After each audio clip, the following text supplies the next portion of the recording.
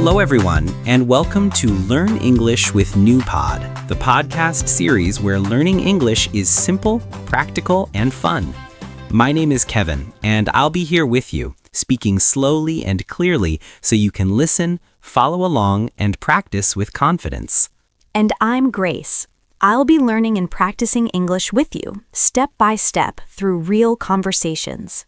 So, Grace, how are you feeling today? A little unsure, Kevin.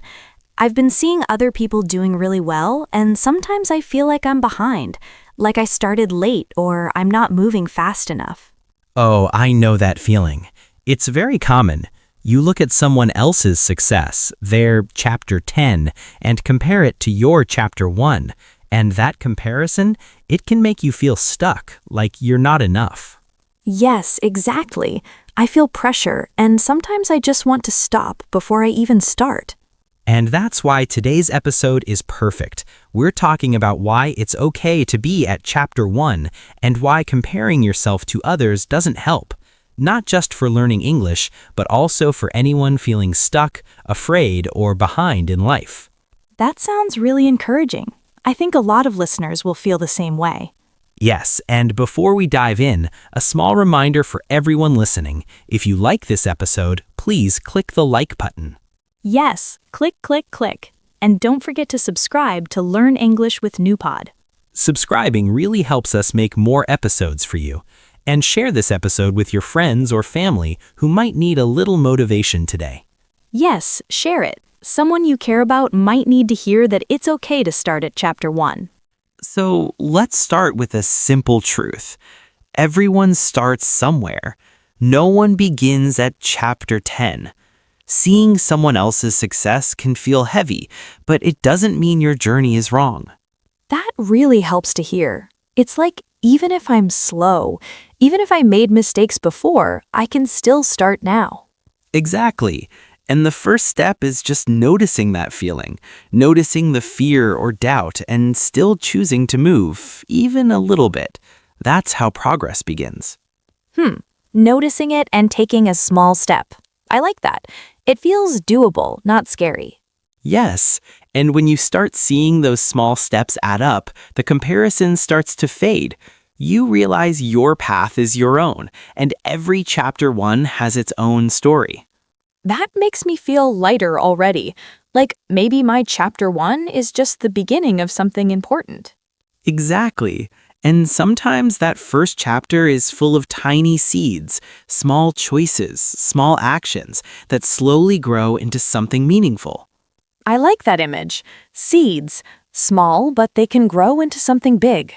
Yes, and sometimes just one little step is enough to start feeling momentum, to start believing in your own journey. I think I'm ready to take that first step, even if it's small. And that's all it takes. One small action, one little step at a time. You know, Grace, thinking about chapter 1, it reminds me of a real story about someone many people know, Vera Wang. Oh, I've heard her name, but I don't know much about her story. Yes, Vera Wang is famous in fashion. Beautiful wedding dresses, elegant gowns. But she didn't start in fashion until she was 40 years old. Before that, she worked as an editor at Vogue magazine for many years. Then she worked as a design director for a big fashion brand called Ralph Lauren. Wow, so she didn't start designing her own clothes until she was 40? Exactly. Many people think success has to start young, like in your 20s, but her real journey began later in life. She had lots of experience already, but she started again when she changed careers and opened her own business. That's amazing. So it's really true. You can begin something new even later on. Yes, and she had fear and doubt too. When she opened her first design store, not everyone believed in her, but she trusted her passion and kept going step by step. That feels so real. I worry sometimes that I'm taking too long, like it's too late for me. Totally, and that's a very normal feeling. But seeing someone like Vera Wang start later reminds us that your timeline doesn't have to match someone else's timeline. Your chapter 1 can begin whenever you choose it. Yes, I like that. It makes me feel like maybe I'm not too late at all. Exactly. And another real person I think many listeners know is J.K. Rowling. Before Harry Potter became a global success, she faced many challenges. She was a single mom living on welfare, writing in small cafes while her baby slept. Yes, I heard that, but I didn't know the full story. Right. When she finished the first Harry Potter book, publishers rejected it 12 times before one finally accepted it. Many people told her to give up, but she didn't. She kept trying, submitting again and again, believing in her story. That's so inspiring. Even after so many rejections, she didn't stop. Yes, and the message there is strong. You can stumble, you can face rejection, you can hear no many times, and yet still find your way forward. That is what starting again looks like. It's not always smooth or fast. It's often slow and filled with doubts. I like that. So both Vera Wang and J.K. Rowling had real chapter ones with fear, doubt, and real obstacles, but they still kept going. Exactly. And you know what's interesting? When we only see their success today, the big brand or the worldwide books, we forget all those first steps, all the small struggles, all the times they could have stopped. That's what comparison does. Yes, I think that's the part that gets me. I see someone fluent in English or successful in their job, and I think they didn't struggle, but they did. I just don't see it. Right. You're only seeing the finished book, not the drafts behind it.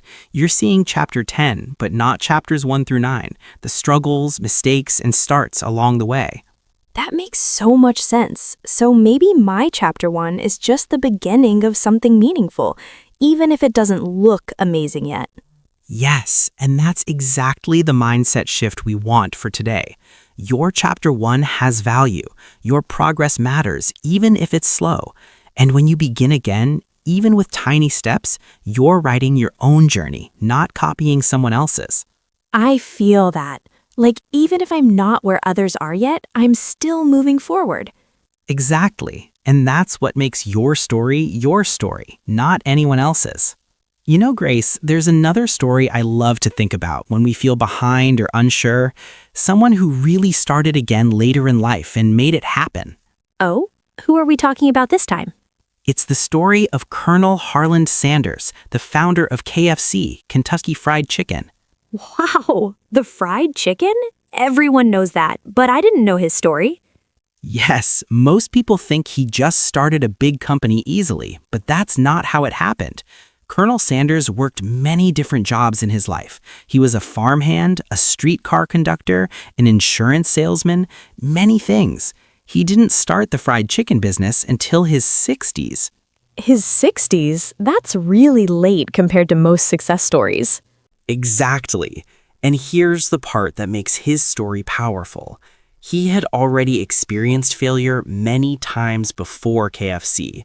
When he first tried selling his chicken recipe, most restaurants said no. Many people refused him. He slept in his car while traveling to pitch his recipe in different towns. That sounds really hard, but he didn't stop? He didn't. Even when people rejected him, even when he faced cold shoulders and disappointment, he kept going, little by little, place by place, cafeteria by cafeteria. He kept starting again. And eventually, one restaurant said yes, and that yes changed his life. That's amazing. So even after many failures and at an older age, he still tried again. Yes, and think about it. He wasn't born with success. He didn't get the chicken recipe published when he was young. He built it slowly, step by step, starting again more than once. That's real chapter 1 courage. That's really inspiring. It shows that starting again isn't just for young people or early in life. You can start again at any time. Exactly. And the thing these stories, Vera Wang, J.K. Rowling, and Colonel Sanders all share is this. They had fear. They faced rejection. They felt doubt. But they started again anyway. They didn't stop because someone else was ahead. So we can think less about being behind and more about what we can do right now. Yes, that's the shift. From comparison to action. From I'm behind to what can I do next? I like that a lot. It feels real, not just motivational words. Exactly. Real stories, real people, real starts. And now, with these examples in mind, let's think about how we can take our own first tiny steps. Okay, I'm ready. But Kevin, sometimes I don't even know where to start. I feel stuck before I even begin. I get that, Grace. That's very common. The trick is to break things into tiny, manageable steps. Think of it like this. You don't climb a mountain in one jump. You take one small step after another. One small step. That sounds easier than trying to do everything at once. Exactly. For example, if your goal is to improve your English, don't aim to master everything today. Start with one small thing. Maybe it's learning 5 new words, or reading one short article, or practicing one sentence out loud. Ah, I see. That's doable. And if I only do that one thing, it's still progress. Yes, 100%. Each small step is like adding a brick to your foundation. Over time, those bricks build something strong. And it works the same for anything: career goals, learning, personal projects. Okay, so pick one small action and focus on that. But what if I feel overwhelmed by everything else I'm not doing? Good question. That's where focusing on what you can control helps. You don't need to worry about everything at once. Just choose one thing in your circle of control and give it your attention. I like that idea. It's like not drowning in everything at once. Exactly. And another tip, set micro goals. Tiny, clear goals you can achieve in one day. For example, today I'll write one paragraph in English, or I'll send one email about my new project. Achieving even small goals gives your brain a sense of progress. That's really motivating. It feels like I can actually do something instead of waiting forever. And here's the best part. Celebrate even the smallest wins. Finished that paragraph? Great. Sent that email? Perfect. Each tiny success gives you energy to take the next step. I like that. It makes the whole journey feel less scary and more possible. Yes, and remember, Grace, it's okay if it's imperfect. Small steps don't have to be perfect. They just have to happen. Okay, Kevin, I think I understand. Even if it's tiny, even if it's messy, I'm still moving forward. Exactly. That's the key. Start small, focus on what you can do, set micro goals, and celebrate every little win. Little by little, your chapter 1 will grow. I like that. I feel lighter already thinking about starting with just one thing. And that's the magic, Grace. One small action leads to another. Before you know it, you've built momentum, and that's how you keep moving forward. You know, Kevin, I sometimes worry that even if I take small steps, I'll never catch up to others. It feels like everyone else is already so far ahead. I know that feeling, Grace. That's exactly what today's episode is about. Your chapter 1 doesn't need to look like someone else's chapter 10. Everyone has their own journey, their own pace. Yeah, but it's hard not to compare, especially when I see people doing amazing things online or in my workplace. Absolutely. Comparison is natural, but it can also steal your energy. Instead, focus on your own progress. Celebrate your small wins. Each step you take, no matter how tiny, is your growth. I never thought of it like that. My progress is my own, not anyone else's. Exactly.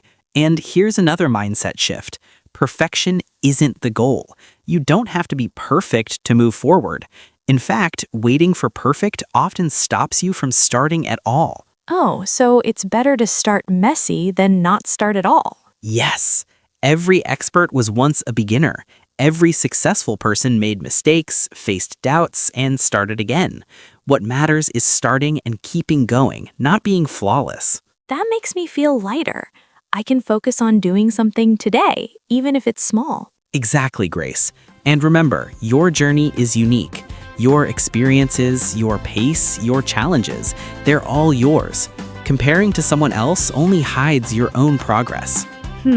I like that. It's like I'm in my own story, not someone else's.